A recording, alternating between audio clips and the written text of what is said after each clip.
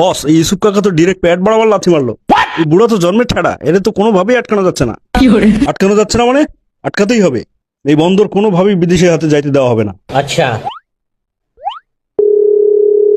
নেতা, আপনি এখনো চুপ করে আছেন? এদিকে আমাদের ভাত পানি সব বন্ধ করে দিতেছে কাকায়।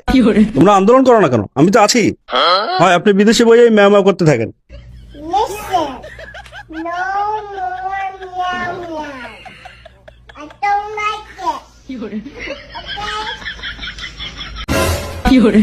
আর এদিকে কাকায় আমাদের চুদলি পং করে দিক।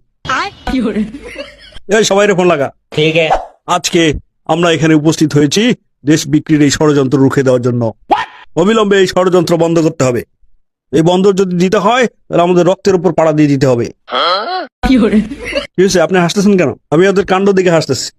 দেশ বিক্রি হয়ে যাচ্ছে এই জন্য ওরা চিল্লাচ্ছে না, ওরা চিল্লাচ্ছে ওদের ধান্দা বন্ধ হয়ে যাচ্ছে এই জন্য।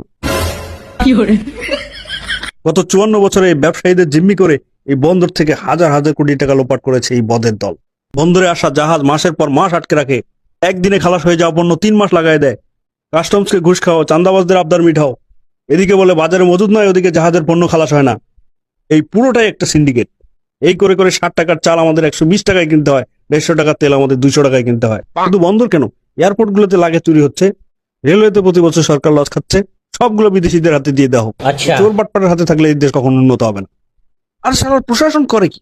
দুদকেদের সম্পদের বিবরণ নেয় না কেন? আর্মি এদেরকে ধরে ছেঁচা দেয় না কেন? সুটিয়ে লাল করে দেবো, নোংরামি বার করে দেবো।